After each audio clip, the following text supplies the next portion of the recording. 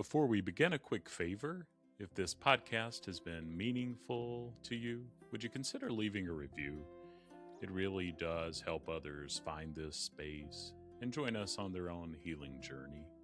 And if you haven't already, you can download your free IFS meditations at exploreifs.com.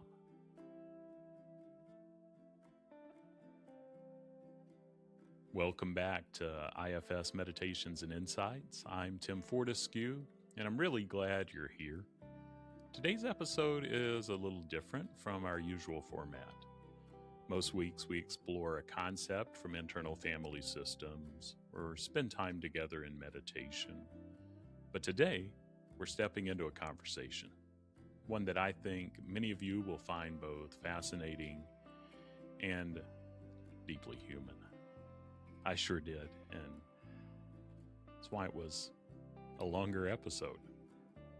And in this episode, I'm joined by Skylar, Lyralen, Kaye, author of the memoir Bachelor X, and if you're watching this when it comes out in just a few days, the book will come out on April 1st.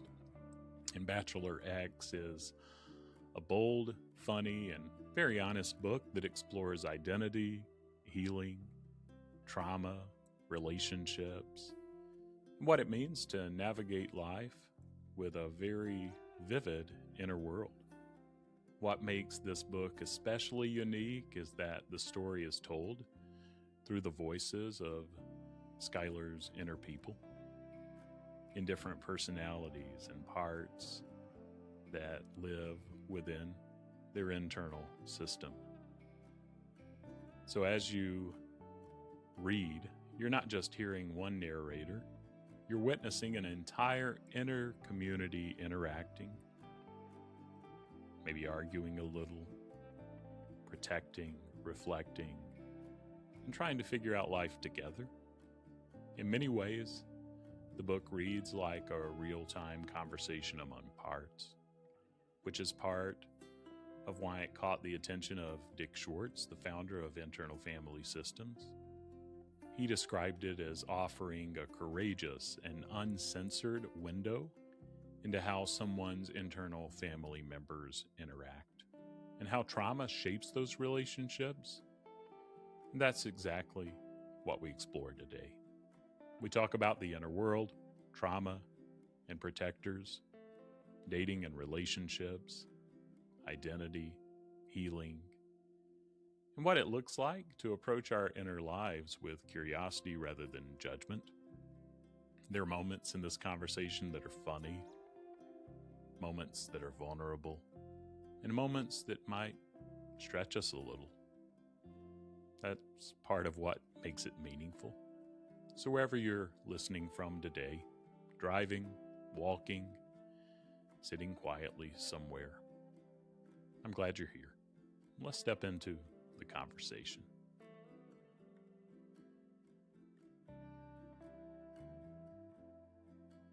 Well, Skylar, I'm really excited for this conversation and that you're here, and would just love, as we open up, just tell us a little more about you and the book, and then we can see where it goes from there. Okay. So Skylar, Lyralen, Kaye, I use either they, fair, or they, them pronouns, and I'm a queer, social justice, plural, activist, writer, actor, performer, director, producer. I do all those things.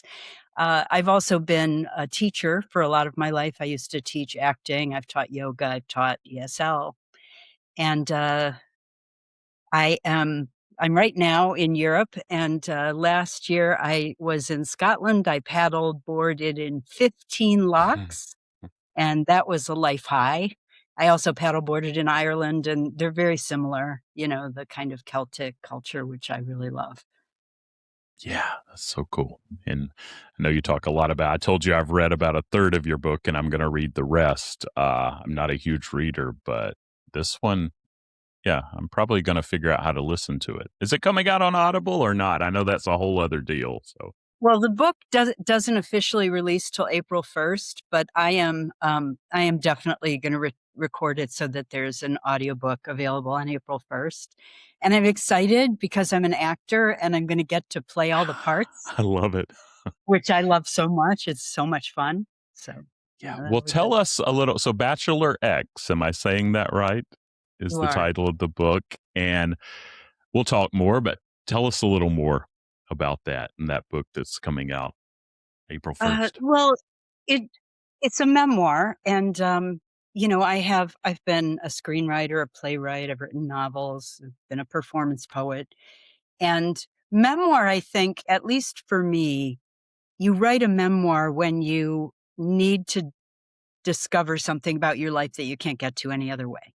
Yeah. I know that some people like record their memoirs to sort of let people in on their lives. Like later in life, they do that. But for me, it's in musical theater, when people burst into song, it's like the play and the story rises up, and song is the only way it can be expressed. That's how memoir feels to me. It's like something in my life rose up, and this was the only way to express it.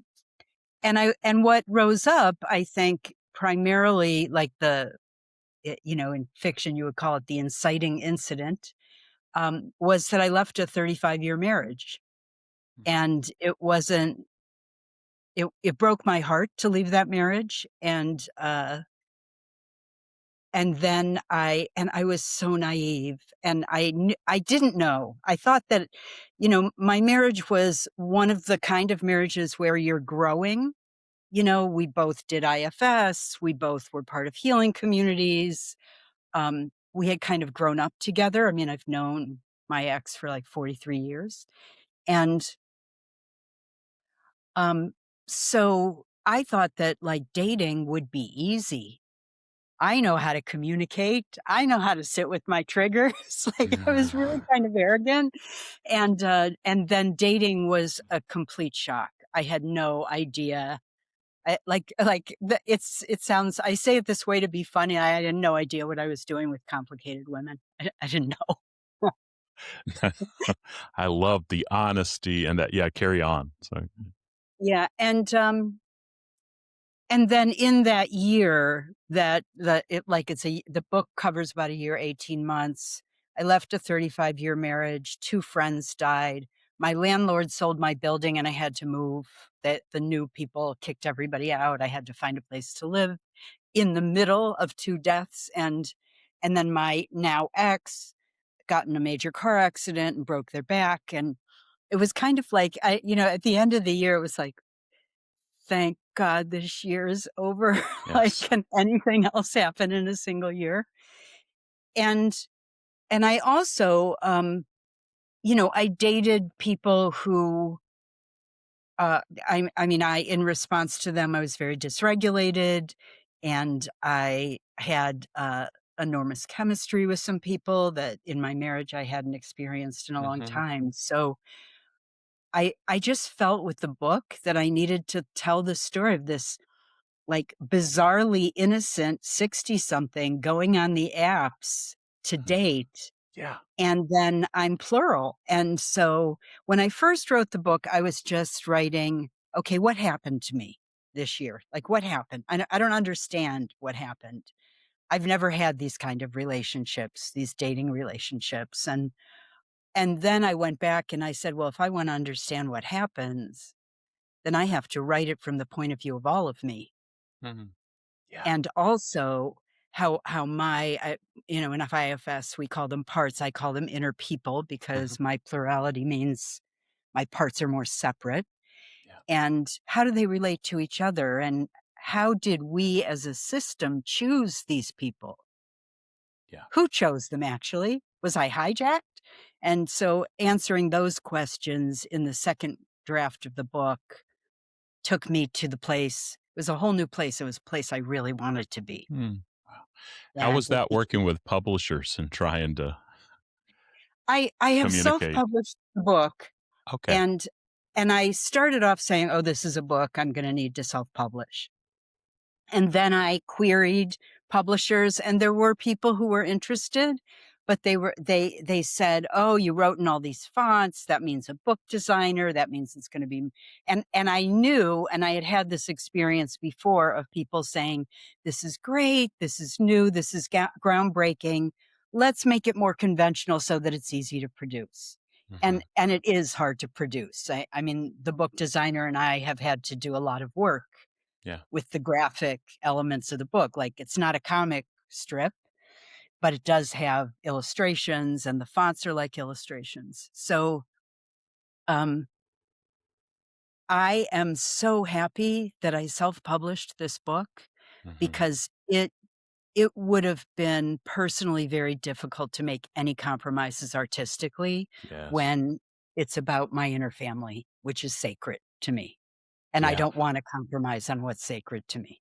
for sure. Well, and I tell you too, just in what I have gotten through, it takes a bit for me to figure out what's going on as any book, but once it lands, like it's good, like Orpheus and all, Yeah, it really, you did a good job.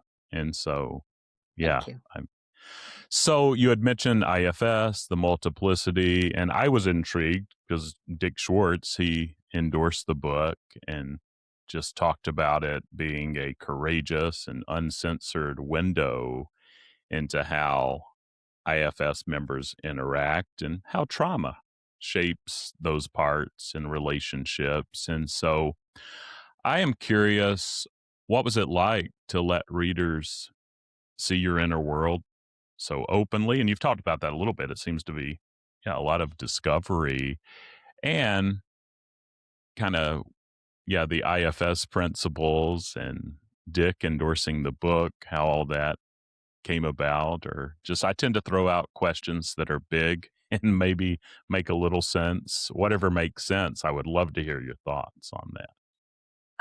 So I actually, this is the 3rd project of mine that Dick has endorsed. Okay. He is an incredibly generous man, and, uh, and I met him probably around 2010. I was at Kripalu with my ex-partner of 35 years, and who was a huge Dick fan, and we were there doing a couples workshop something, and they found out that Dick was there, and so they saw him and they were, like, so geeked out, like, "I'm such a Mm-hmm. fan," and Dick was like, "Well, why don't you just come sit in on this opening to the workshop?" And they did and I didn't, and then I guess a year or 2 later, I did a workshop at Kripalu with Dick, and, I think we kind of clicked, Mm-hmm. at the workshop. I was, newly out of yoga teacher training, and I was, I just so wanted to teach everybody yoga, and he was not into yoga. So, I got him to do a little restorative yoga. But at that workshop, um, I started to talk to him about polyfragmentation and that IFS works one part at a time. And for me, that I was like, I don't have 1,000 years, like, Yeah. and so we had a private conversation about that. And then I was one of his demos, and he worked with me, and and it was really moving and really fun. Mm-hmm. And then we did a couples, my ex and I did a couples thing with him, and, and my first project coming out as Plural was in 2017. I did a one-person show. I always call it a supposedly solo show, which was called Many Trump Refugees in One Body. And Yeah. I actually had Yeah. sections, like the show had 4 different kind of braided performance modalities that, interspersed with each other. And one of them, I openly played, a selection of my inner people. Mm. So I've been in 3D in front of audiences, uh, doing that, and, oh my god, it was so terrifying. Yeah. But I got to San Francisco, and then I changed the name of the show to my preferred pronoun is we, Mhm. and other plural people knew that it had to be a plural person doing the show. Yeah. So I had a bunch of plural people come to the show. It was on the IFS listserv. Dick Okay. had endorsed it, so people came, and, I got standing ovations every night. It was you know, when you think of the stigma, right? And Dick has done so much to reduce the stigma and to normalize parts, which normalizes multiplicity for people who have, Yeah. you know, greater trauma histories and more separation like I do. Um, you know, that's what makes it terrifying is the shame that comes with stigma. Yeah. And it was it was amazing to me that I would perform and people would wait to talk to me when I got off stage. And my first conversation with them, they knew I was plural Yeah. and they had seen me switch and they understood how I worked my system. And it was such a relief. Like Yeah. instead of the when am I going to disclose this, you Yeah. know?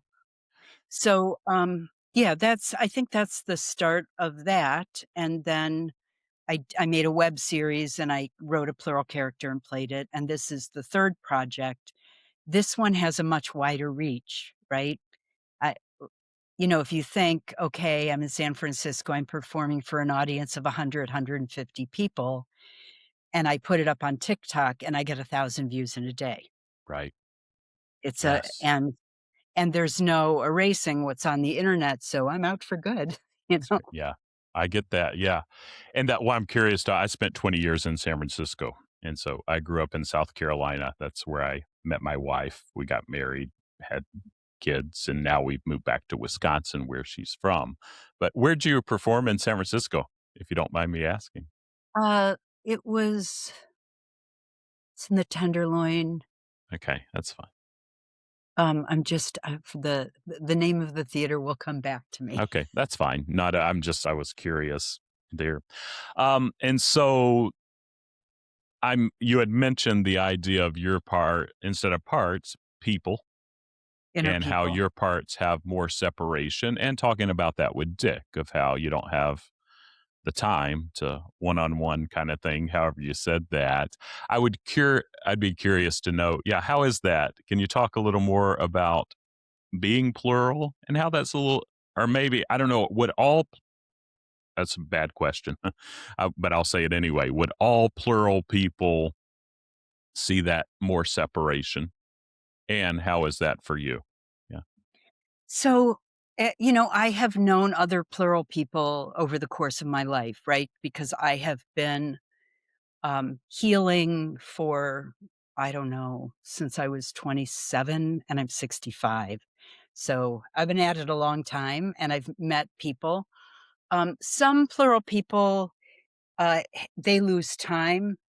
So, you know, you hear stories of somebody that they kind of wake up and the personality that was there 5 years ago comes back for the first time 5 years later, and their kid is 11 and they were 6 the last time they remember, Yeah. which is traumatic, and it's a rupture, and it's difficult, and those, I think those plural people have even more separation than I do, Okay. and the walls between the personalities are thicker, and, um and they want continuous memory, and, you know, so for those people, integration is still on the table, Yeah. right? Like, if you think of IFS, what it normalizes it for the rest of our lives, we will have parts, and we will have parts hijack us, and have parts who need attention, and have parts who need self-energy, um, but for, I think, the people who are plural, kind of like Sybil, that's the most famous, they think, "Oh, I wanna integrate."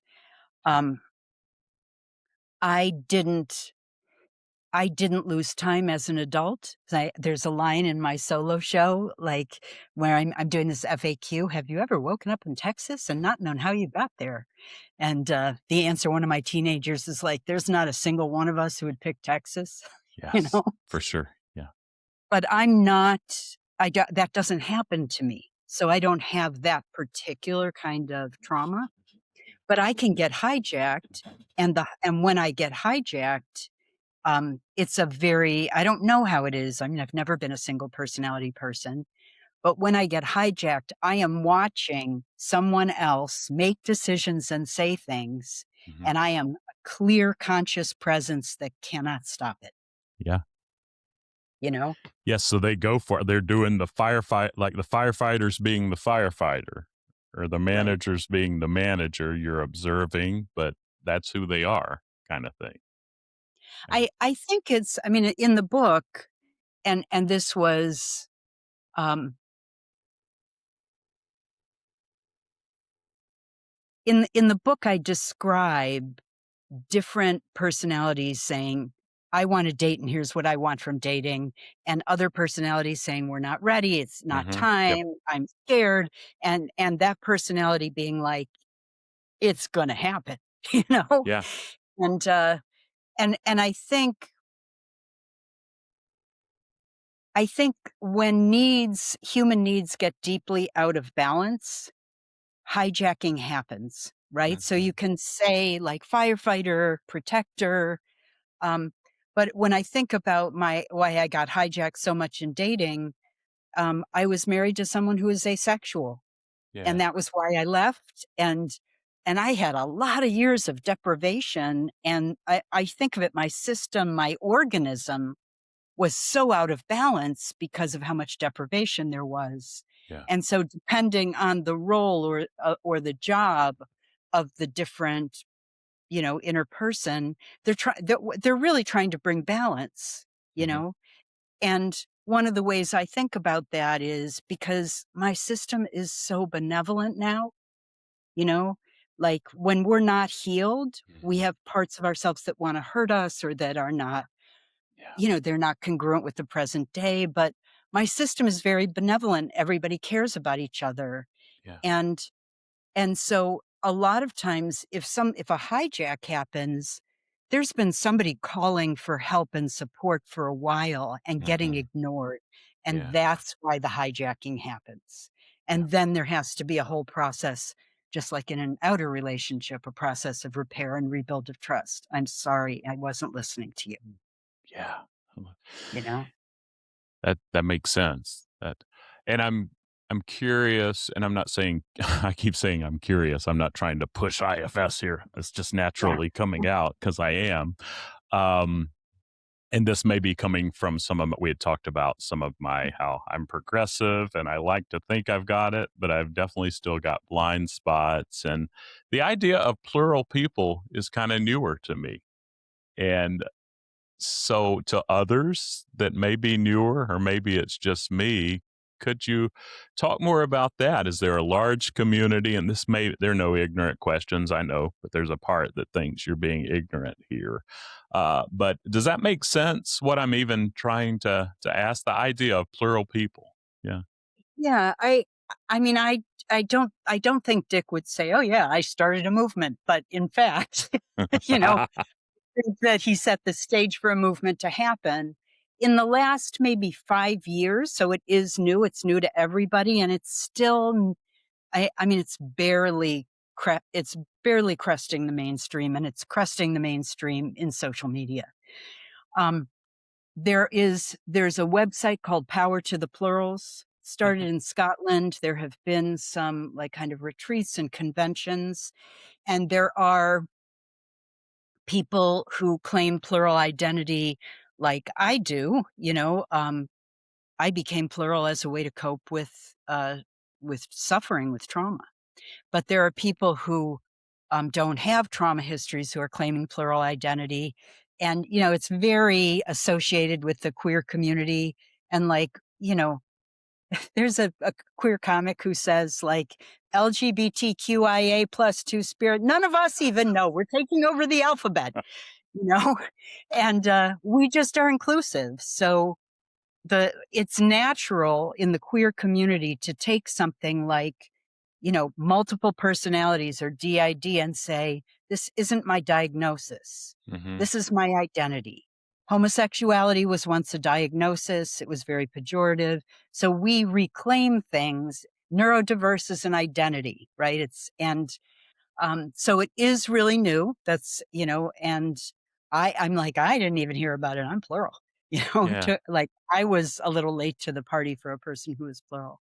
Okay. And I think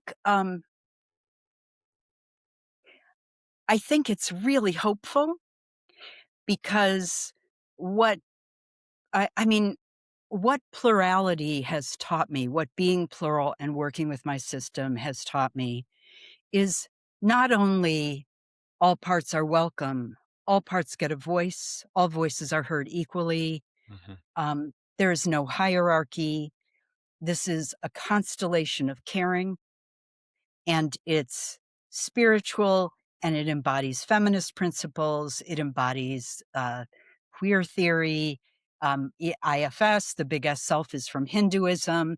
Hmm. Unburdening to the four elements is paganism. It's drawing together all these kind of earth-centered, almost indigenous practices that are the opposite of what we're seeing in the world today, which is hierarchy gone mad, you know? Yeah, for sure. And imagine if I say my system is benevolent, right? Imagine a world in which if someone acts out, you say, oh, you were asking for help, and that's my part. I didn't listen to you, Yeah. right? A Yeah. world in which there's no hierarchy, we're all equal, all our voices are important.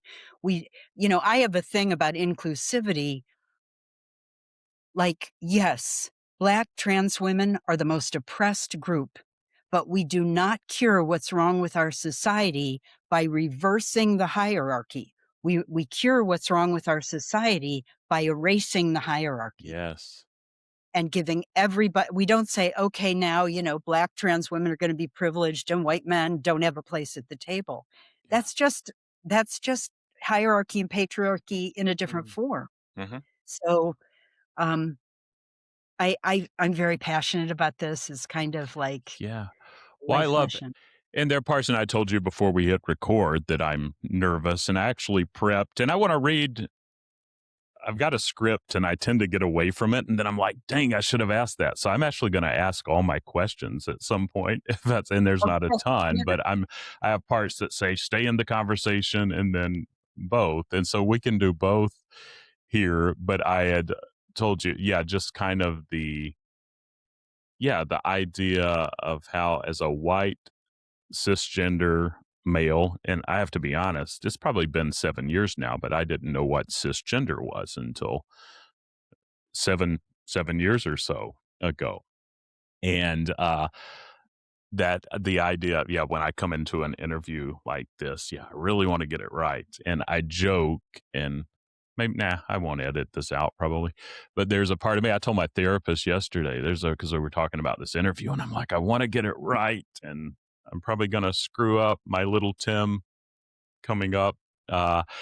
And the idea, and now I keep talking and then I forget what I was coming to. That's my ADHD. My Adderall did kick in just before you hopped on. But the idea, there's a part of me that when I do this podcast or when I'm in an IFS training, first of all, the idea of plurality, and we're all plural, not that, I mean, I think I'm he him. That's what it is, and I don't need to push they them because there's a sense plurality. We could all be they them, but yeah, that's not for me to claim all that, and I want to be an ally. But my point is, with often in things like this, there's a part of me that wants to be seen as a trans woman. Kind of Mhm. maybe is what's getting to what you see, that I'm still who I am. I'm still blind. I still miss it, and I'm not the one that needs to be at the top of society anymore. But I still matter. I'm still different and diverse. And it's not vanilla. I guess. Does that make any sense? I'm going all over the place now. So, No, it makes sense to me. There is a non-binary influencer whose name is Alok, and they are South Asian.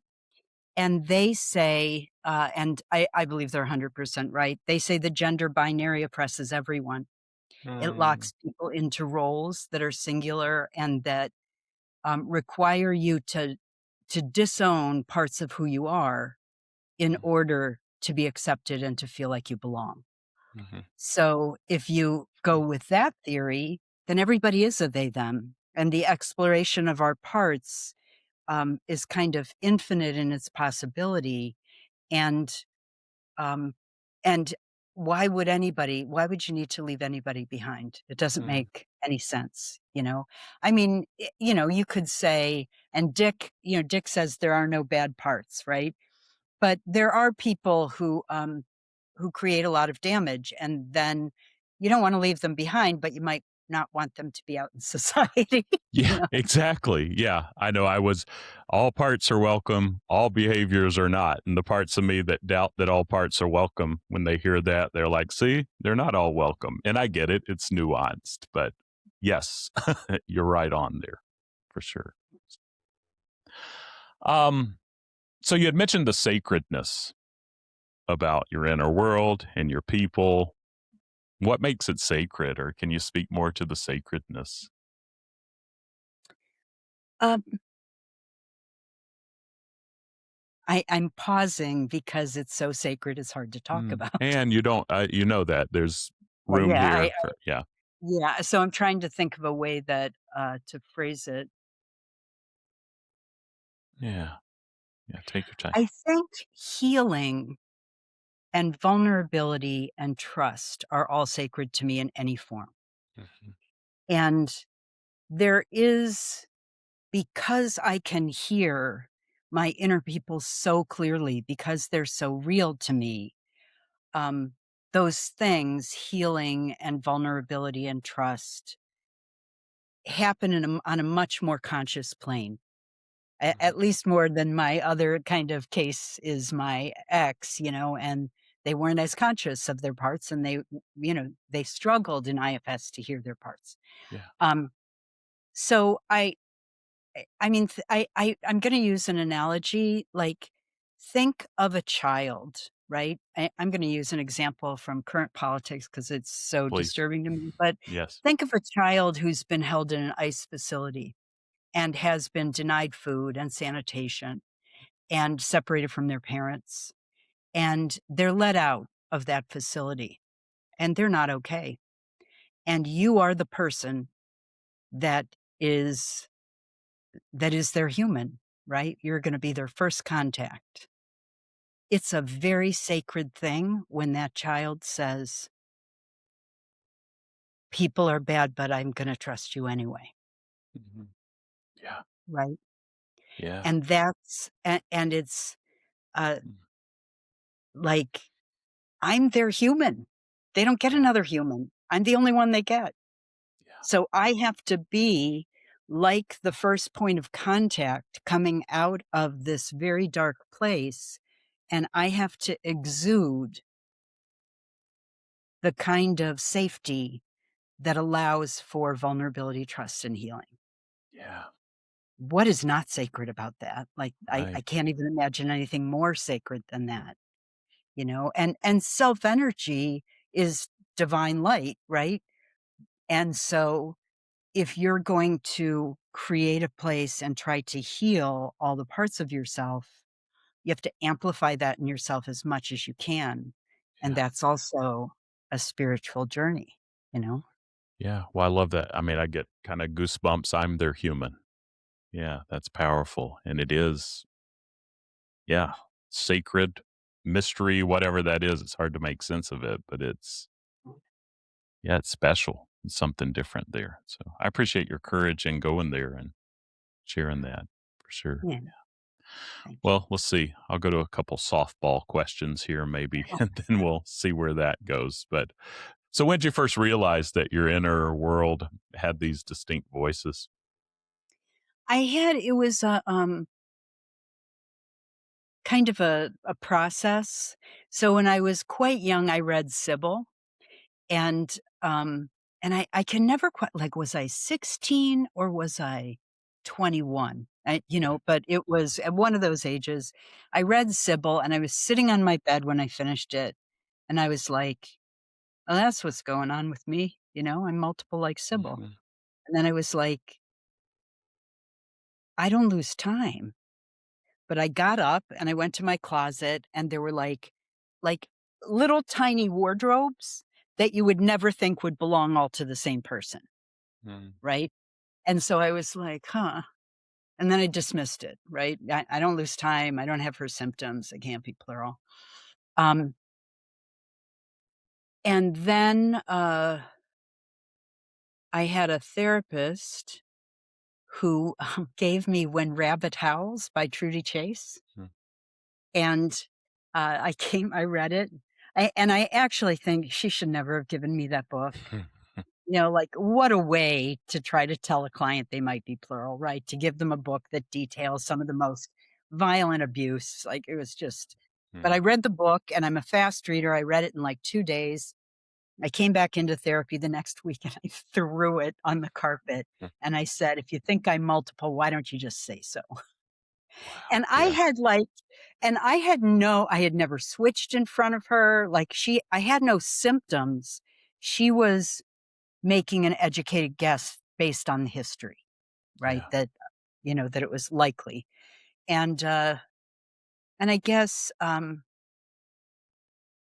and then if we wanna talk about, like, courage, it's one of the bravest things I've ever done. I went to the police and reported my father. Mm. And afterwards, like 2 weeks afterwards, I heard it's like this rumbling, and the words appeared in my mind, "If you're strong enough to go to the police, you're strong enough for us." And I was like, Mm. "What? What's that?" Mm. You Mm. know? And, Yeah. uh-oh, 'cause I'd been doing healing work for a while, and I was curious though, so I started writing in my journal, Mm. like, "Hello? Is anybody in Mhm. there?" And Yeah. suddenly I'm writing with my left hand, and suddenly there are all these different handwritings, Wow. and they all picked their own colors, and I was like, "Is this real? What's going on? I don't" you know? And Yeah. then I was like, "Alright." And then I also, I m oh, my ex was so great with my inner kids. So this is all happening, and we went to Provincetown for vacation, and my ex and I had 2 best friends, like, people I was so close to, and they were all so excited. They were really, it Yeah. was like a party. "Who's coming to the party now?" Yeah. And we were on the beach in Provincetown, and we were walking, and I kept saying and I'd been saying for a week, "I just feel like I'm 3. I don't know why. I feel like 3. I don't know why I feel so 3." And my ex turned to me and said, "Hi, 3." And it was the first time I big switched, and this kid came out, "You can see me!" And, like and, Yeah. uh, and that was, if there was any doubt, that ended there. So Yeah. That's did you where did you live in the US or where you from or however? well, I've lived Portugal is like my 5th or 6th country. So, Okay. I was an expat in my 20s, and then I was in the United States, and then I started doing expat stuff again about 8 years ago. Um, I was born in Cleveland, Ohio. I went to high school outside of Philadelphia. I went to college in Arizona. I lived in Spain and Japan, and then I came back and I lived in New England for the rest of my adult life. Okay, got it. And now where do you is there a home base now? I live outside of Lisbon in Portugal. Okay, so you're there. Okay, got it. Yeah, and I've been here for 6 months, and I don't know what I'm doing. I mean, Right. I actually am enjoying Portugal very much. I'm glad to be here while I'm publishing this book. It feels safer. Yeah, And for but I sure. own property, I have a place in the United States. Okay, got it. So, Uh, So, how is it to live day to day with your inner people when you wake up and yeah, um,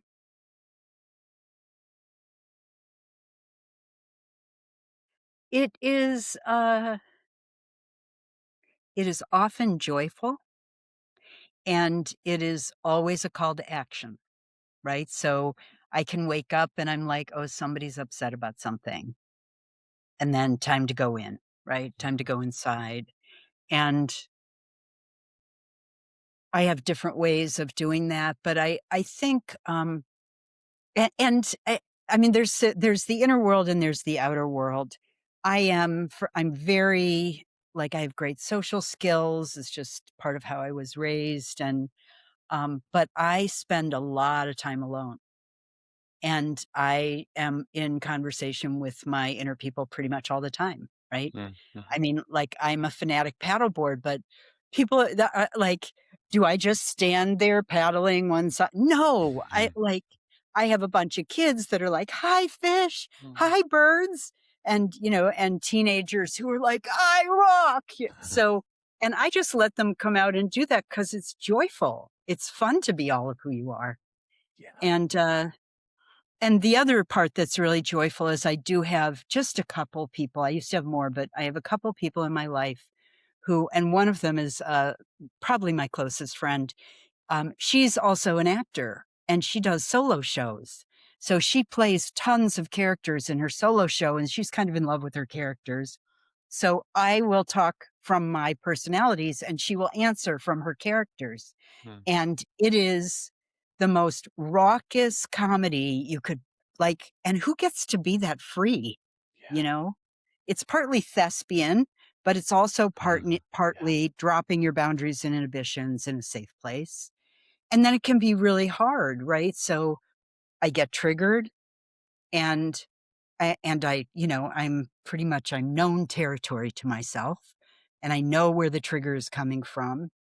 And I know I have to address it in one of 10 ways. And so there's also a requirement, I think, lifelong requirement to be willing to lean into grief and pain whenever it shows up, because Yeah. avoiding it is never a good idea. Yeah. That's right. And of course, Yeah. I do avoid it, and then it bites me, and then I lean in. And I'm not Yes. perfect. So, Yeah. Exactly. That. And you had mentioned in the book too, I believe, that your parts, like, they don't want, like, for me to say, can I talk to so and so? I think, didn't you allude to something like that? As they get triggered, if is that no, ringing? Yeah. it does. In the book, I mean, I'm dating. In the book, I get, I have this web series, right? It's on YouTube. Okay. And in it, I'm playing a plural character who switches when they're alone.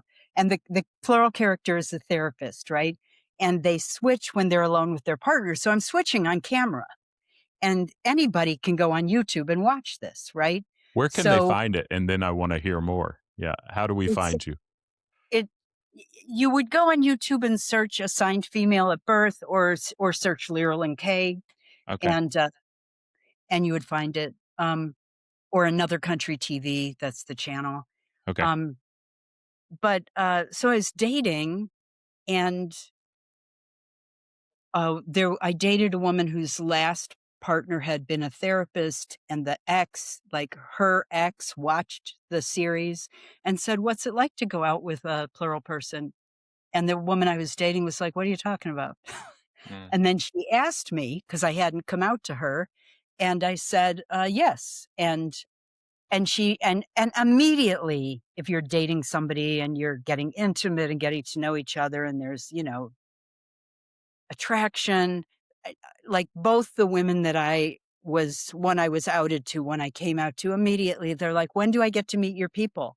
And in the book, I say what I said to them, which is, uh, You can be as raw as you need to be here, just so you know. So, okay, yeah, I was like, "When I'm fucking ready, that's when you yeah. can meet them, and that is not now. I don't know you."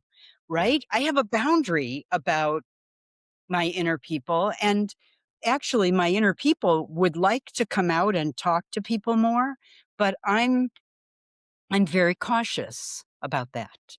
Hmm. And Yeah. I'm cautious about it. And you can talk about it because it's neurodiversity, right?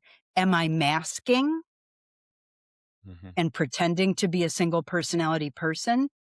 Or do I have boundaries and self protection? Which one is it, or both? Right. Probably both, right? Yep. But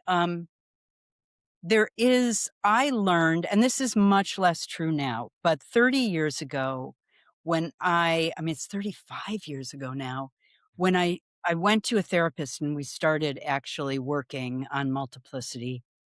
She was not a good therapist. Hmm. And she was always trying to get more and more of my personalities to come out and tell her who they were. But then she would sometimes intervene between my personalities Hmm. and empower some and disempower others. And so I had this experience of somebody else being or trying to take over the central agency of my inner system. Yeah. And what I Mhm. learned is if you can call out a personality of mine by name, then it's much harder for me to say, no, you can't talk to them. Mhm. Right. Yeah. So I don't want to give somebody that power Yeah. to know a name or to have that kind of freedom unless I am absolutely sure that they don't have an agenda or something that they want from me that I don't want to give them. For sure. Makes perfect sense. Yeah. And in early dating, you don't know that about anybody. Mm-mm. No. Yeah. So, and the last woman I dated, I mean, she's by far my favorite. I've dated Mhm. 5 people, 1 trans man, 4 women, and she was Portuguese. And I didn't come out to her as plural, but I Mhm. acted plural all the time. Yeah. Yeah. And she was very perceptive. She said, "You're plural." But she wasn't thinking multiple. She was like, "Wow, you have a lot of different aspects to you." And she would say, "Sometimes I look at you, I just see a teenager." I say, "Yeah, well, that's probably true." Mhm. And I didn't that's all I would but I feel like that is what I like to do with the unmasking is Mhm.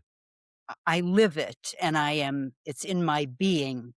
The language and the power that language gives and the open switching where my voice and everything changes a lot, that's I save that for the people that I really love and trust.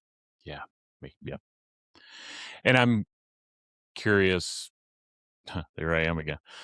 But did writing the memoir, has that changed your relationship with any of the parts or people? Um, yeah, I mean, I think, I didn't when I wrote the memoir, I didn't realize, what you and you don't know when you sit down to write a book what you're trying to teach yourself. If you did, you wouldn't need to write the book. Mhm. So I didn't know when I wrote the book that one of the arcs was going to be the change in the relationships of my inner people to each other. Mhm.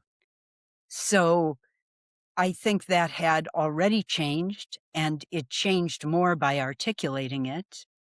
And for me, it's the most important and powerful part of the book is, um, is to watch not just self energy, but different parts embody self energy and Mhm. offer forgiveness and caring and compassion to each other after they've made big mistakes that all of us have paid for, right? Gotten Yeah. involved with the wrong people sometimes. And um, yeah, so I would say absolutely. And it made me love them more. Mm. Yeah. Yeah. And it seems that you have, or not just seems, but those characters, do other develop over time? Do you have a pretty good feel of who's here and Yeah, yeah. yeah, I don't uh I mean, I haven't developed a new personality in decades, Mhm. um, but personalities have changed. So I don't I mean, my personality's developed in reaction to trauma, you Mhm. know? And and I think one of the things of a system, a constellation of inner people is and this is very Dick, right? That um they take over different roles. Mhm. But there's a thing about I have so many protectors and, um, like, I have a protector who is a 5-year-old and she's a she, her, she's the only she, her in the system, Mm. but her job was to make people like me. Mm. Mm. So, she's fun, she has no shame, she'll say anything, she's utterly charming. I've done plays where I've played a child and I used, she was the one playing the child, and I came out on stage as her, and the whole audience went, "Oh," you know? So, I think one of the things, it's a very IFS thing, protectors let go of their jobs. They let go of their burden of protection. Some exiles take on the responsibility of healing other exiles. Mhm. So I don't develop new personalities, but the ones that are already there, um, they change, and they change in relationship to each other and in relationship to the world. Yeah. Well, I love that, and I often tell people because I quote, I think Dick, and by the way, I've met Dick a few times, but I don't know Dick, so I don't wanna be one of those people that's acting like I do. No, I don't know well either, but he's helped me a lot. Yeah, me too, and I mean, just that presence that you talked about is evident for sure. But in his I think it's the Internal Family Systems, kind of the textbook, um, he says, on the one hand, we have an infinite number of parts. On the other hand, about 30 show up in the course of therapy. And I found too that they align. Like it's probably, do you have an idea of how many you have, if it's all right to ask that? Or, I don't answer that question, ever, yeah. really. Um, And I but love and that. Yeah. And yeah, go ahead. I in the book, I say, you know, there's I do it in my solo show. How many of you are there? And then I do this whole like comedy thing. Oh, like lost count around 200. Yeah. Um, so it's this thing about I only answer the question by not answering the question. Love it. And I think about it that the reason that I won't answer the question is because, and this is before Dick, there used to be a classification, right? There were personalities and then there were fragments. Mhm. And the idea was that no inner person was ever three-dimensional, but some were more two-dimensional, some were more developed. And then the fragments just carried like part of a memory and they didn't have as many characteristics. And I dispensed with that, kind of going back to what I was saying before. Mhm. Everybody has a voice, all voices are equal, everyone is welcome, and I don't do hierarchy. Yeah. So out of that, I don't answer the question. And that's a great answer to the question, by the way. And I mean, yes, because it is. And it's all like when I hear you say my inner people versus parts, separation, like that's kind of where, and I'm not a therapist, I'm a coach, I'm trained in IFS, but I'm kind of one of those, well, I'll say it for myself, but yeah, many like the weirdo personality I've kind of taken on, and that's not putting myself down, but so I'm not calling you a weirdo, but I meet many, well, maybe I am because I don't want that part to come out and say, just call me a weirdo. But we're beautiful people and it's better to self-publish kind of thing. And so does that make sense? when I, Yeah, I call myself a unicorn, yes, yeah. and I have come to a place in my life where I like to be around other unicorns, Yes, yeah, you know? and I'm So finding the unicorn, and I didn't design this, and it's not only happening with me, but the unicorns are coming out, and it's a beautiful thing, and so, it's really beautiful. yeah, it really is. Okay, so anything else about dating? And yeah,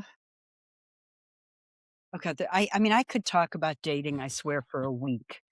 Um, I think too that because I mean, one thing is I had no idea how well I had picked with my partner that I was with really for most of my life. I had no idea that I don't think maybe they knew, uh, but, to decide at 27 this was who I was gonna be with, and when we got together, I had had 2 other relationships. I had dated a bunch, but I had had 2 relationships, and I was 27 years old, and I had 1 criterion, and the criterion was I wanted somebody who would work with me.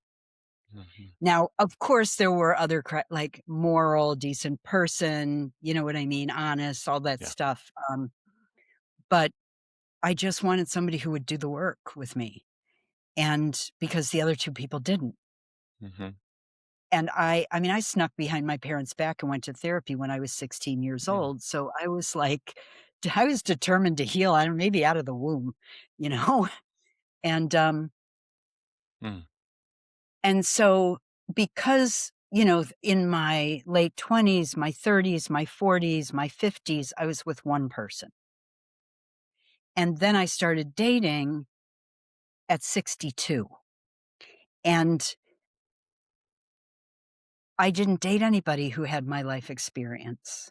Yeah. And I don't know what it's like to date at 30 or 40, right? Yeah. And I think the thing about dating people who are in their late 50s and 60s that I found was that the patterns of living were pretty deeply ingrained. Most people talked about doing their work, but therapy has changed dramatically since the 90s and early 2000s. And that was when they did their work. Mm-hmm.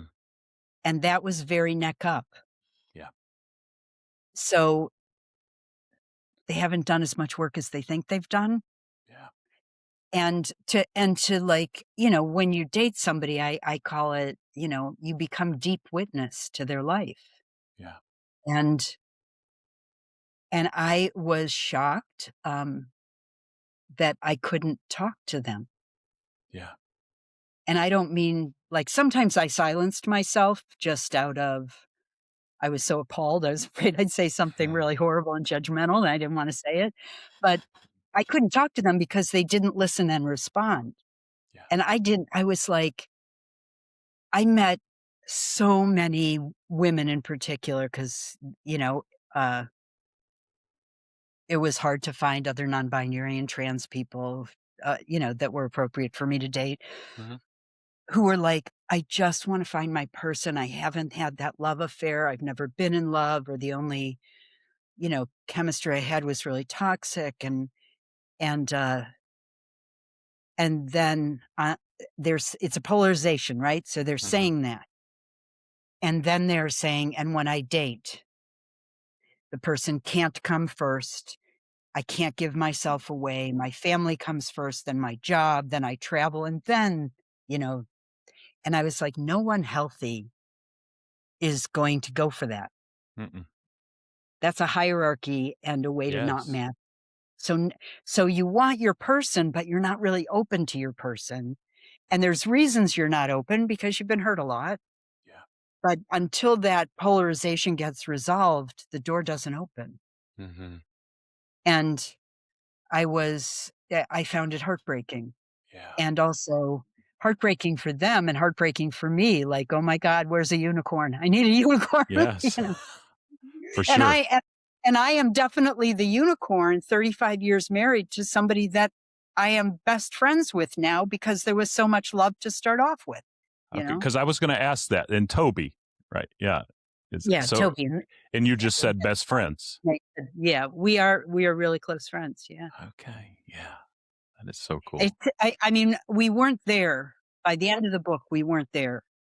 I mean, you could tell there was love and you know, but we weren't it's a big shift to go Mm-hmm. from being partners to being friends, and we hadn't made the shift by the end of the book, but I think we've made it now, you know, Yeah. and they because we were able to make it, we get to be family for the rest of our lives, and Yeah. I would not ever want that to be any other way. Yeah. So, Wow. It's beautiful. Yeah. When I was thinking too, uh, yeah, and then sometimes you meet the unicorns and then maybe another unicorn, or I don't know if you ever feel that or I love the unicorns, but it's complex and it can be, it's a beautiful mess, beautiful mystery. So, yeah, yeah. exactly. I don't know Beautiful what I mess. mean by that, but I wanted to say it. And so, all right, let's see here. I'm going to go back because I've got we're almost done. Okay. But yeah, well, wanted to mention, so we talked a little bit again before we hit record, and I was talking about some of my insecurities. I've got it. By the way, when you said you're she, her, was a people pleaser or trying to make you look good. It's probably, I may have more they thems, but my they them would be a similar comparison to that, I think. But you had mentioned, and even the idea if someone calls you the wrong pronoun, that we haven't had a lot of pronouns in this conversation, which is interesting.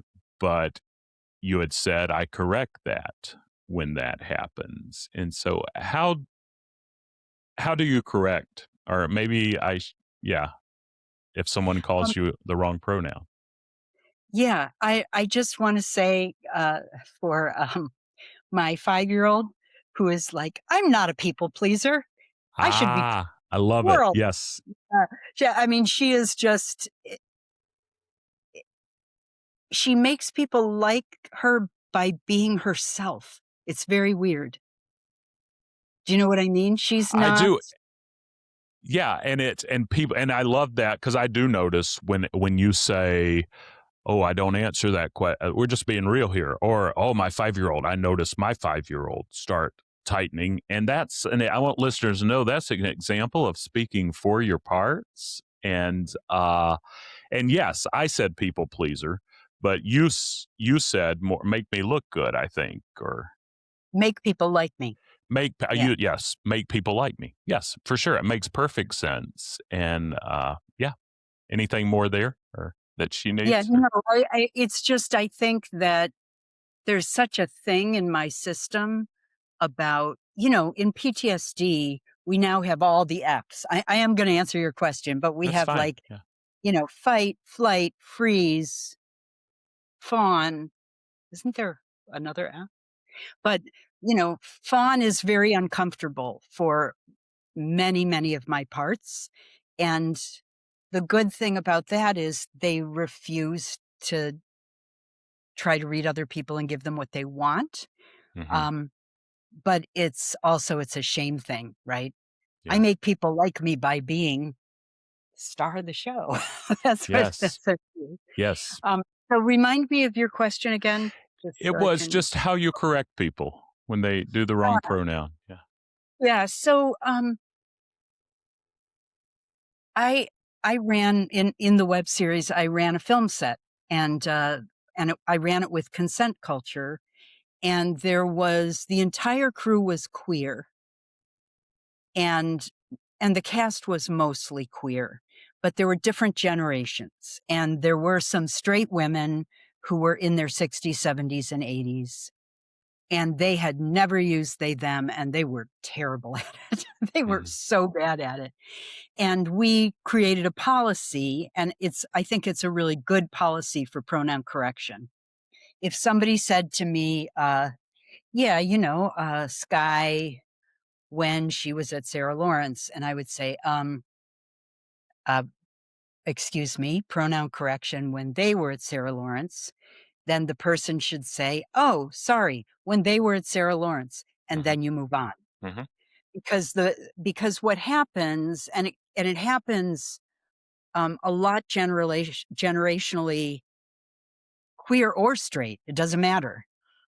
Because like middle-aged lesbians are no better at pronouns than middle-aged straight people. Yeah. And is people will apologize, and you end up taking care of their feelings for them having misgendered you, which no matter how well or how skillfully we handle it, it hurts. It Yeah. hurts to be misgendered. Yeah. And it's always, I it's always how is this person really seeing me? If they're misgendering me, are they really saying, I don't see you as a non-binary person? Is Yeah. that what they say when they misgender me? And a lot of people would say it's comfort, it's language, it's getting used to it. And up to a point, that's true. Um, and and I think you have to practice, right? But Mm-hmm. I said I dated this Portuguese woman.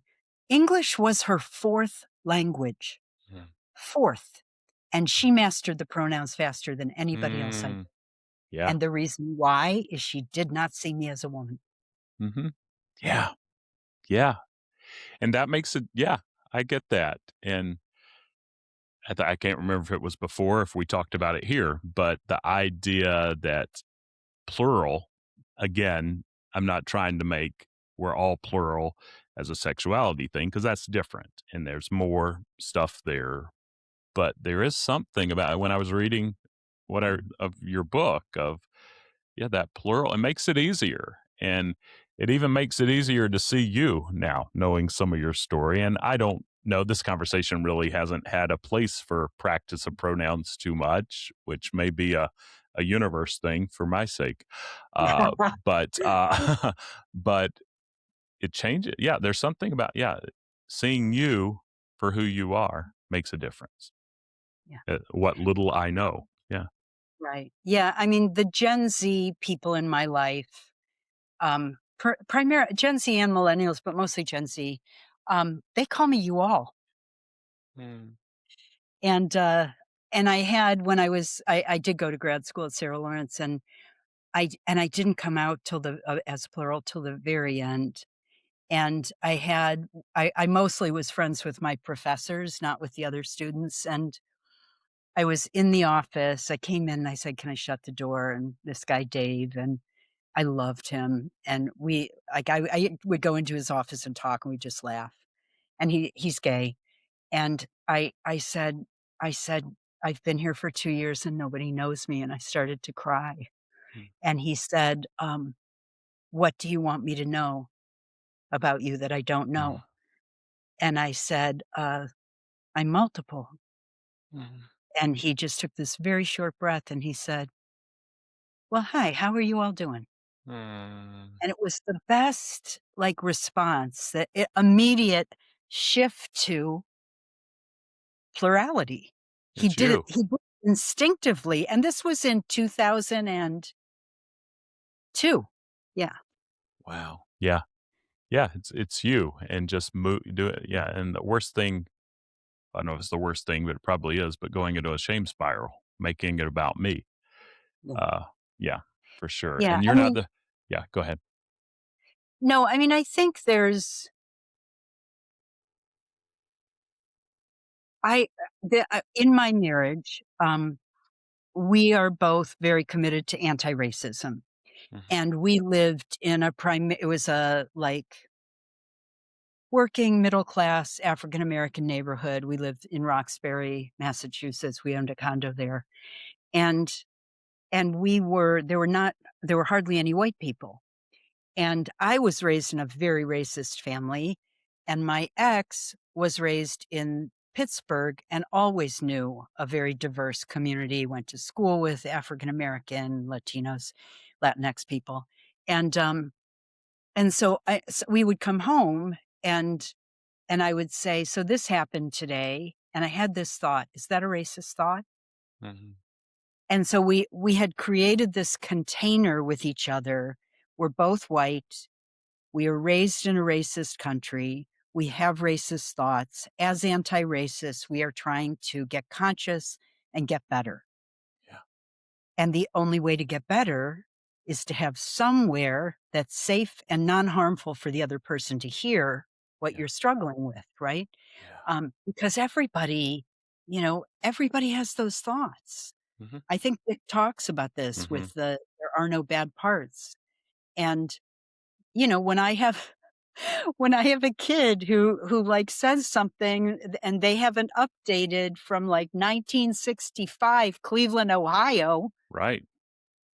I'm like, yeah, no, that's not I gotta teach them, you know? Yeah. And I can't shame them and expect them to learn. I have to just teach them with Right. kindness.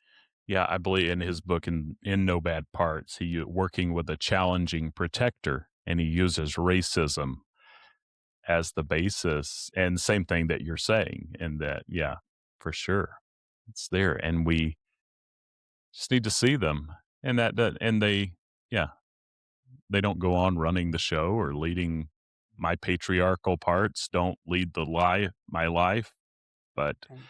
they tend to name to say that I don't have any patriarchal parts, that I'm at the top, uh, hopefully coming down. Those are other parts, because these parts aren't going to say that, but they're there. And we can name them. Yeah. I mean, one of the things I think about with, this thing about hierarchy and reversing the ladder, of course, that is what people on the top are afraid of, right? Now I'm going to be Hmm. on the bottom. Um, but I think that it's survival. Privilege feels like survival. Hmm. It's not just a couple steps ahead in something that doesn't matter. It's steps ahead in survival, in Yeah. having a better life. And I mean, there are billionaires who give away their fortunes, right? They keep plenty, Yes, you for know? sure. Yeah, nobody wants to give from what you feel like you need to survive. Yeah. Yes, for sure. And so we have to, we live in competition, capitalism. We have to cultivate a felt sense of having enough for everybody. Yeah, for sure. Love that. Yeah. Parts of me love that. Parts of me hate it, but I love the way you put that is beautiful, is what I'm saying there. All right. I keep saying I'm almost done because I'm loving this. So I've got one more thing that came to mind. You had mentioned the idea of the middle, my words, not yours, but in your book, the idea you had just mentioned like middle-aged lesbians struggling with pronouns too. The idea, let me see if I can phrase this right, but the middle age or the older gay folks that Harvey Milk, the 60s and all that, and the newer folks kind of not, I'm not phrasing this right, but hopefully it'll ring a bell, but not seeing eye to eye or their differences there. Is that making any sense or do I need to keep talking? Yeah, no, I mean, I write about it. I don't know if you're at the point in the book where I actually go to Women's Week in Oh, Provincetown. no. Yeah, and this whole conflict between the younger and older generations, and yeah, I mean, I can tell you it's a little bit of a spoiler, but I don't have a good experience at Women's Week, Okay. and Well, I tell you, it's up to you on the spoiler or not. And I'm and going to read the book, not but yeah. yeah, it's not a really important spoiler. I'm on a date and I go with a woman to a comedy show, and the comedian is talking about younger queer people and how easy they have it. And she's like, I'm glad they have it so easy, but they have it so easy. Somebody looks like they're 13 on television complaining they can't take their girlfriend to pride and talking about how hard it is to be non-binary. And then the comic said, face it, you're a girl. And I was like, and that is transphobia Hmm. spoken from a stage in like gay Mecca. Hmm. And I mean, of course I left the club, but, Yeah. I think that there's been some really interesting, Tales of the City. Do you know Tales of the City by any chance? I don't, but tell me It's, more. You're much more red than I am. And yeah, I've read a lot. yeah, Armistead Maupin, I'm not sure if I'm saying his name. my wife is much more red. She would probably know all this. So, Well, there were 2 miniseries made from his books. He's a San Francisco gay man. And in the second series, there's an older gay man who is dating a younger gay man of color. And he brings his boyfriend to a dinner where it's all older white gay men. And the older white gay men start kind of attacking this young guy because he had never lived through the AIDS epidemic. mhm. And I mean, I did live through it. And of course, it was a trauma. People went to 50 funerals. Everybody, like almost all the gay men I knew died. And, and they were saying like, we've had it so hard and you don't know what that's like. And they're talking to a person of color. They're Mhm. talking to a black guy Mhm. and saying their lives are harder. Right. So, I think that there's like a number of things, but the younger generation, Gen Z, um, has called into question butch femme. Now it's butch is like you could say it's trans mask. Mm. Butch people, if I, there are people who, if you want to identify as butch, that's your agency. But butch and non-binary look a whole lot alike. right? Mhm. And then there's also femme non-binary, so that's confusing to people who have identified on the butch femme Ah, binary in the queer community, yeah, right?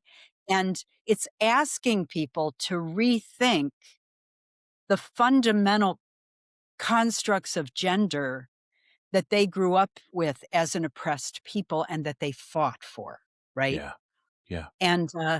And they don't want to, and they complain that they them is hard, and they all this, I mean, the typical complaint about they them is they're plural pronouns for a singular person. Anytime you don't know the gender of someone, you use they them. It's Mhm. always been both singular and plural. It's Ah, not yes. not as often, but it's always been there.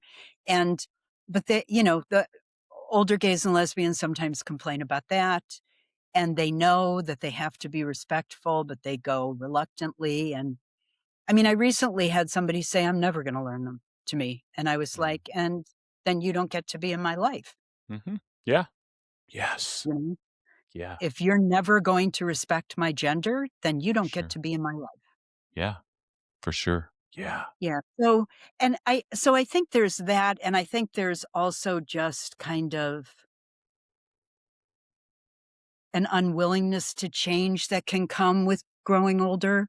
Yeah. And I mean, I've lived in 5 countries. I was like, I'm never gonna be like that. And I'm not, but I do understand it a little bit because, I moved to Portugal by myself. I speak Spanish, so I did understand some Portuguese. But I have a phone, and all my bills are in Portuguese, and all my Mhm. emails and texts are in Portuguese. And so everything I'm doing here is new in a different language, and I understand wanting things to be easier because I kind of wish it was easier. So I Yeah. do understand why Right. when you get older, you don't have as much energy. Can things just be easy? Do I really have to do some more work? I don't want to. Um, you should still do the work, Yeah. but it, Yeah. love and respect, you should do the work. But Right. No, that's a good word for sure. Um, all right. I'm really curious. So I don't want to stop asking well, no, questions, but you're not hurting me. I've enjoyed this. I'm These are things we love to this, talk about. yeah. So. What, what is the pronoun that you said no one knows about that you use? And I saw it, but tell me, yeah. Oh, this is Pronoun. so my favorite subject. Um, so I would say it's my true pronoun and identity is fair, Faefaer. It falls under the classification of neopronouns, which I don't really love. I don't love neopronouns. It's like, oh, there's real pronouns and neopronouns. And there's others. There's Z-ear, E-ear, there's a bunch of them. Yeah. But so I am Irish American. I'm Irish and German American, but Irish American. And the Fae people come from Celtic mythology, right? Yeah. And when we talk about being a unicorn, you can also say, I feel like a changeling, which Hmm. is right out of Fae folklore.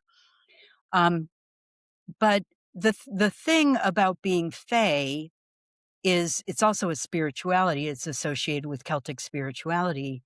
And the key characteristic of being Fae is that you're in touch with the liminal and you have a deep sense of mystery and the unseen all around us. And if gender, I sometimes say gender is the color of your soul.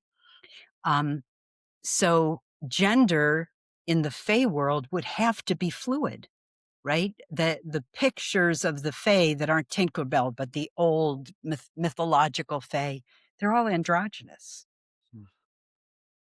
Yeah. So I identify so much with the 1 foot in the liminal. How can I not have 1 foot in the liminal? I have inner people that nobody can hear but me, you know? Yeah.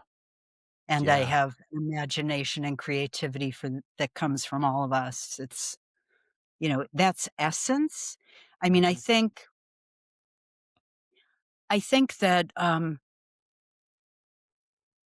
you always have to approach anything kind of from multi angles, multi-dimensional, but you also need to directly try to aim for essence, try to aim for the biggest self, right? Yeah. And it was where I kind of started my question for Dick. I have polyfragmentation. I can't do one at a time. I don't have 1,000 years, right? It would take too long. So how do you address healing if the parts, he had an idea and we did it and it worked. But I also think you have to address the system as a whole. You have to think about wholeness. And for me, wholeness comes out of being Faye. Yeah. Oh, thanks for it. That's very helpful. And FAE, what do you put at the end? Or when you put not at the end, but when you put the pronoun, what is the abbreviation? FAE, it's just FAE. like Faye. Skylar, Lyralen, Kaye, Faye Fair. And Faye Fair as, she would be Faye. Fair is the same as her. Okay, Those got are it. the Got it. part Yeah. those are Yeah. interchangeable. And what are the names on your book? I mean, they're your names, but is there Skylar, any? Yeah. um, well, yeah, they are names of my inner people, Okay. and they're the most interesting thing about Skylar, Lyral, and Kaye. I've been Lyral and Kaye for 25 years or something. I legally changed my name, Okay. and I went by Lyralen for a really long time. And if you Google Lyralen, you get like pages of me, and then you get some drug named Lyralen. I don't know. Okay. There was a point where there were 3 Lyralens in the world. Somehow the other 2, I don't know where they went. But when I started dating and I used the name Lyralen, people Googled me. And Mhm. I'm in the entertainment industry, and you can Mhm. watch me perform and you can watch interviews with me. And if you wanted to, before we even get to our first date, you can know, like, not my whole life history, but you can know a whole A lot lot. more about me than is healthy for somebody to know. And I think I had been dating like a week or 2 and somebody stalked me. They went on all my social media pages, Mhm. they liked everything, they left comments everywhere, and I was like, "Oh, no, Yeah. this can't happen." So I started using a different name, and when I used, like, Rhiannon from Fleetwood Mac. I was like, "Oh, what names are cool? I'll use these different names." And then, um and then I started using Sky, and I Okay. was like, "Oh, I really like this name." So, Sky came out of dating. Wow. And then Dick It's said it's K. nothing but pardon me? And then Dick said K, or he called you K. Yeah. Yeah, well, I actually went back and forth with him on that because Okay. he had used, I don't know if he used pronouns or whatever, and I said, "Why don't we just use my last name? Would that be alright with you?" Okay. Because Got that's a it. kind of convention of when people do reviews, they will refer you just by your last name, you Okay. know? Yeah. So, Uh, Thanks for indulging me on that, but yeah, yeah, yeah. it's helpful. All right, 2 more questions, I promise. And if it seems like I'm going conversation mode and then back, it's because I look at these questions that I came up with and I'm like, they don't fit now so much. And it's not a huge one, I don't think. Well, maybe it is, but you'll tell me, whatever. But that's why it keeps going back to the script. But what helps you feel respected or understood when people are still learning? And that may be a question that you don't want to answer. That's fine. About, gender or about plurality or both? Both. Okay. Um,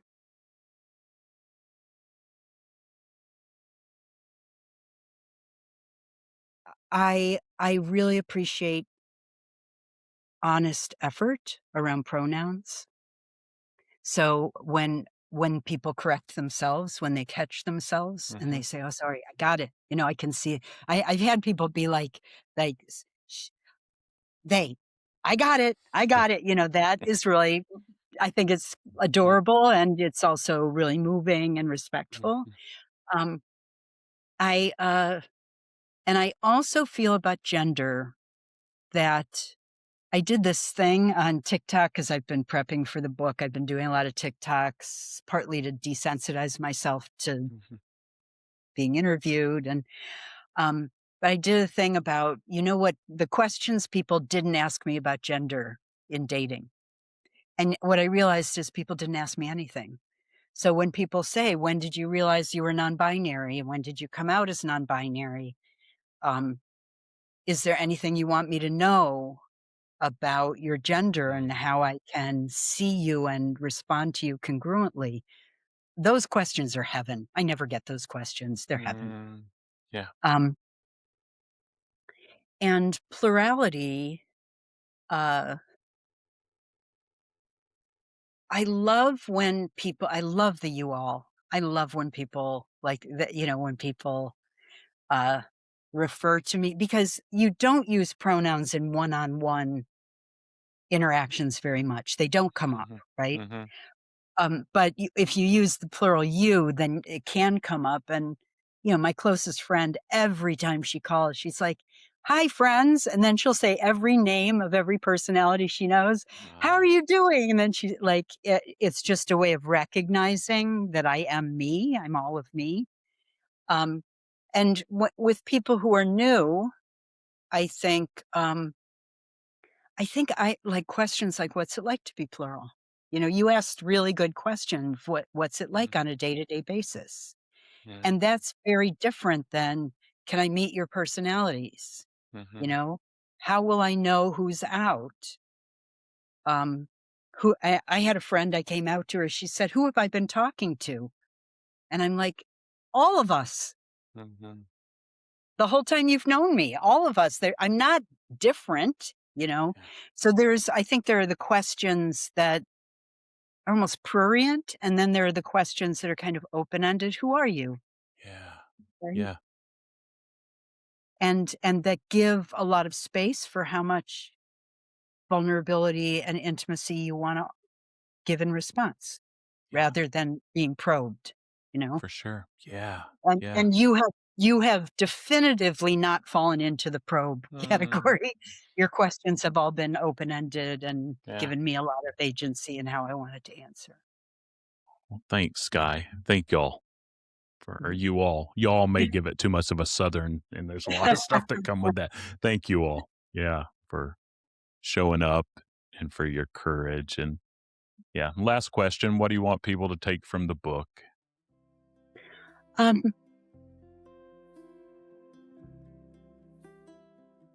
I write about love and redemption. That's what I write about. And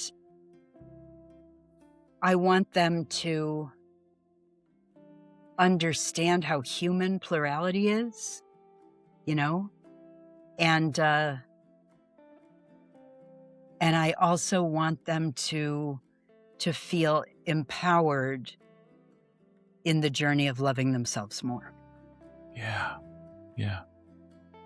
Thank you so much thank you all. There I go. Now I'm getting into my corrective points. I'm going to move on, but thank you all for being here. And I look forward to staying connected. And when it makes sense, or however, people kind of say that and we never see each other again. But this has been good. And so April 1st, Bachelor X comes out, and comes out. There you go. You can pre-order. I think you can pre-order the ebook on Amazon. I don't know why they're not letting you pre-order. Okay. Yep. I did see that with that, but get the book and pre-order. And I want to keep pushing this too, and we can talk about ways to get it out even more, but grateful for this time. So you said people can find you on YouTube. I mean, maybe you don't want people to find you. Have we said enough about finding you, or is there any more information you want to put out? I have a website, and definitely YouTube is there for everybody. It's I'm really proud of that series. It's won a ton of awards, and it's really about diversity. It's it's about honoring everybody. So. Yeah. Well, thanks, Sky.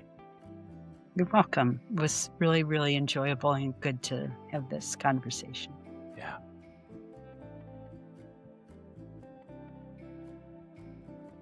That wraps up another episode of IFS Meditations and Insights. If today's episode was meaningful to you, please follow, subscribe, and share with someone who might need it. A positive review helps more people find this healing work. And don't forget, you can get your free IFS meditations at exploreifs.com. And until our next session, be gentle with yourself. I'll try to do the same because we're beloved human beings.